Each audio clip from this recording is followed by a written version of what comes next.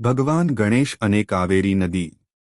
એક સમયે અગસ્ત્ય ઋષિએ ભગવાન બ્રહ્મા અને શિવ પાસેથી આશીર્વાદ માંગ્યા હતા। ઋષિએ દક્ષિણની ભૂમિને સિંચાઈ માટે યોગ્ય સ્થાને વહેતી નદી બનાવવાની ઈચ્છા વ્યક્ત કરી।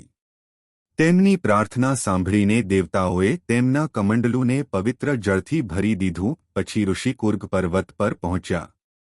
રસ્તામાં તેણે એક નાનો છોકરો જોયો અને તેને વિનંતી કરી કે તે તેના જળ કમંડલની સારી સંભાળ રાખે, કારણ કે તેને શૌચાલય જવું છે। નાનો છોકરો બીજું કોઈ નહીં પણ ગણેશ હતો અને તેણે કમંડળને જમીન પર મૂક્યું, કારણ કે તેને લાગ્યું કે આ સ્થાન નદી માટે યોગ્ય છે। પછી આ કમંડળ પર એક કાગડો બેઠો અને અગસ્ત્ય ઋષિએ કાગડાને કમંડળ ઉપરથી ઉડાવ્યો। કાગડાએ કમંડળને જમીન પર પહાડ્યો અને થોડું પાણી ઢોળ્યું અને ઉડી ગયો। આ પાણીથી કાવેરી નદીનું નિર્માણ થયું, જેને પવિત્ર નદી માનવામાં આવે છે।